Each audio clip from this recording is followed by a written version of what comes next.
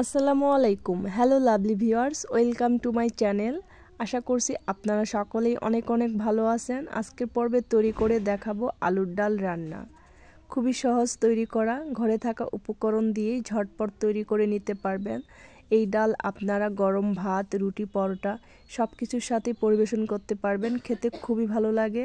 তো রেসিপি ভালো লাগলে লাইক, কমেন্ট এবং শেয়ার করে নিয়মিত চ্যানেলের সাথে থাকার অনুরোধ রইল। আমার চ্যানেলে নতুন হলে চ্যানেলটি সাবস্ক্রাইব করার অনুরোধ রইল। তাহলে চলুন রেসিপিটি দেখে নিচ্ছি। আলুর ডাল রান্না করার জন্য আমি এখানে 3টা আলু নিয়েছি। আলুগুলো খোসা ছাড়িয়ে এবার আমি আলুগুলো ছোট ছোট করে কেটে নিচ্ছি। তো আলু ছোট ছোট করে কেটে সেদ্ধ করলে তাড়াতাড়ি সেদ্ধ হবে, তাই আমি আলুগুলো ছোট ছোট করে কেটে নিচ্ছি। তো আমি এখানে 3টা আলু নিয়েছি। আপনারা চাইলে আলুর পরিমাণটা কমিয়ে বাড়িয়ে নিতে পারেন। তো আলু কাটা হয়ে গেলে এবার আমি এখানে একটা বাটিতে পানি নিয়েছি, পানিতে আলুগুলো নিয়ে নিলাম। এবার আমি আলুগুলো খুব ভালো করে ধুয়ে পানি ঝরিয়ে ফিরে আসছি। চুলায় একটি প্যান বসিয়েছি। এবার এখানে ডাল ভেজে নেব। তার জন্য আমি এখানে হাফ কাপ মুগ ডাল নিয়েছি। তো মুগ ডাল প্যানে দিয়ে দিলাম। এবার আমি মুগ ডালটাকে একটু নেড়ে চেড়ে হালকা করে একটু ভেজে নিচ্ছি। তো ডালটা ভেজে রান্না করবেন, তাহলে খেতে খুব ভালো লাগে। তো আমি এভাবে অনবরত নেড়ে চেড়ে ডালটা ভেজে নিলাম। তো এই দেখুন মুগ ডাল ভাজা হয়ে গেছে। এবার চুলাটা বন্ধ করে দিয়ে ডালগুলো একটা বাটিতে নিয়ে নিচ্ছি। এখন এই প্যানের মধ্যে দিয়ে দিচ্ছি আগের থেকে কেটে ধুয়ে রাখা আলু। এরপর এখানে পর্যাপ্ত পরিমাণে পানি দিয়ে দিচ্ছি। তো পানি দিয়ে ঢাকনা দিয়ে ঢেকে আলুগুলো সেদ্ধ করে নিচ্ছি। তো এই দেখুন আলুর পানি শুকিয়ে গেছে আর আলুটাও খুব সুন্দর সেদ্ধ হয়ে গেছে। এরপর আলু চুলার থেকে নামিয়ে গরম অবস্থায় আলুগুলো ম্যাশ করে নিচ্ছি। তো যারা ভিডিওটি দেখছেন প্লিজ একটা লাইক দিয়ে পুরো ভিডিও কন্টিনিউ করবেন। আপনাদের একটি লাইক আমাকে পরবর্তী ভিডিও বানাতে অনেক উৎসাহ জাগায়। তো আলুগুলো ম্যাশ করা হয়ে গেছে। এবার এই আলুর বাটিটি এক সাইডে রেখে দিচ্ছি। তো আমি এখানে একটি বাটিতে 2টি মুরগির ডিম নিয়েছি। তো এখানে সামান্য লবণ দিয়ে আমি ডিমগুলো ভালো করে ফেটিয়ে নিচ্ছি। তো ডিম ফেটানো হয়ে গেলে চুলায় একটি প্যান বসিয়েছি। এখানে পরিমাণ মতো তেল দিয়ে তেল গরম করে নিয়েছি। এবার এখানে ডিমের মিশ্রণ দিয়ে দিলাম। এখন ডিমের ঝুরি ভাজা করে নেব। তার জন্য ডিমগুলো নেড়ে চেড়ে ডিম ভেজে নিচ্ছি।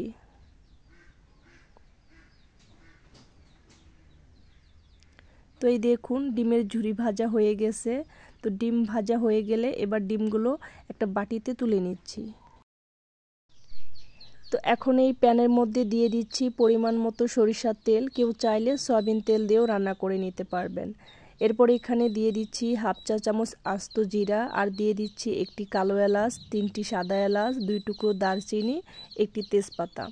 এখন এই গোটা গরম মশলাগুলো তেলের মধ্যে সামান্য একটু ভেজে নিচ্ছি জিরা ফুটে ওঠা পর্যন্ত।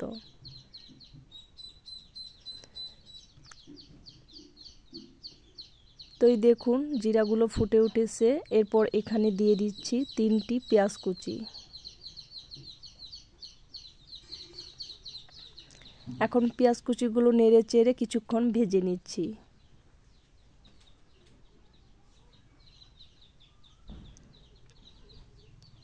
তো পেঁয়াজ কিছুক্ষণ ভাজার পর এরপর এখানে দিয়ে দেব কিছু কাঁচামরিচ ফালি। ঝালটা আপনারা আপনাদের পছন্দ মতো দিয়ে দিবেন। আমি এখানে কিছু কাঁচামরিচ ফালি দিয়ে দিলাম। এখন এই কাঁচামরিচ দিয়ে আমি পেঁয়াজগুলো এভাবে নেড়ে চেড়ে গোল্ডেন কালার করে ভেজে নিচ্ছি।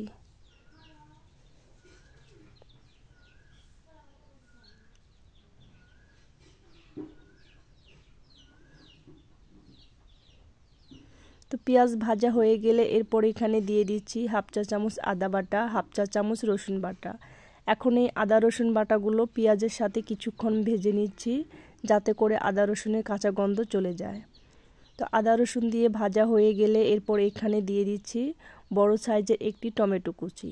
টমেটোটা যাতে তাড়াতাড়ি সফট হয়ে যায় তার জন্য এখানে সামান্য লবণ দিয়ে দিলাম। এরপর টমেটোটা সফট হওয়া পর্যন্ত টমেটো ভেজে নিচ্ছি। তো আমি টমেটোগুলো বেশ কিছুক্ষণ ভেজে নিলাম। তো এই দেখুন টমেটোগুলো নরম হয়ে গেছে। এরপর এখানে গুঁড়ো মশলা অ্যাড করব। তার জন্য এখানে নিয়েছি 1 চা চামচ মরিচের গুঁড়ো, 1 চা চামচ হলুদের গুঁড়ো, 1 চা চামচ জিরার গুঁড়ো, আর নিয়েছি স্বাদ মতো লবণ। তো সবগুলো মশলা এখানে দিয়ে দিলাম। এবার ভালো করে নেড়েচেড়ে মশলাগুলো কিছুক্ষণ কষিয়ে নিচ্ছি। তো আমি নেড়েচেড়ে কিছুক্ষণ মশলাগুলো কষিয়ে নিলাম। এবার এখানে ধুয়ে পানি ঝরিয়ে রাখা মুগ ডাল দিয়ে দিলাম। তো মুগ ডাল ভেজে আমি ভালো করে ধুয়ে পানি ঝরিয়ে নিয়েছি। তো এবার এখানে ডাল দিয়ে আমি এই মশলার সাথে ডালগুলো কিছুক্ষণ ভেজে নিচ্ছি। তো মশলার সাথে আমি ডাল কিছুক্ষণ ভেজে নিলাম। এরপর এখানে ম্যাশ করে রাখা আলু দিয়ে দিলাম। তো এই ম্যাশ করা আলু দিয়ে আমি এখন এই ডালের সাথে আলুও বেশ কিছুক্ষণ ভেজে নিচ্ছি। তো যারা আমার চ্যানেলে নতুন এসেছেন, ভিডিওটি যদি আপনাদের কাছে ভালো লেগে থাকে তাহলে চ্যানেলটিকে সাবস্ক্রাইব করে পাশে থাকা বেল বাটন অন করে রাখবেন, যাতে করে আমি যখনই কোনো নতুন ভিডিও আপলোড করব সাথে সাথে আপনারা নোটিফিকেশন পেয়ে যাবেন।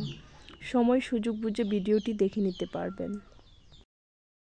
তো আমি বেশ কিছুক্ষণ ডাল আর আলু এভাবে নেড়েচেড়ে ভেজে নিলাম। তো ভাজা হয়ে গেলে এবার এখানে 1 কাপ পানি দিয়ে দিলাম।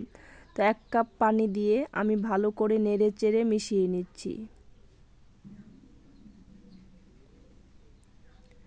তো আমি পানি দিয়ে ভালো করে নেড়েচেড়ে মিশিয়ে নিলাম। তো এটা মেশানো হয়ে গেলে এরপর চুলার আঁচটা একদম কমিয়ে ঢাকনা দিয়ে ঢেকে আমি কিছুক্ষণ কষিয়ে নিচ্ছি।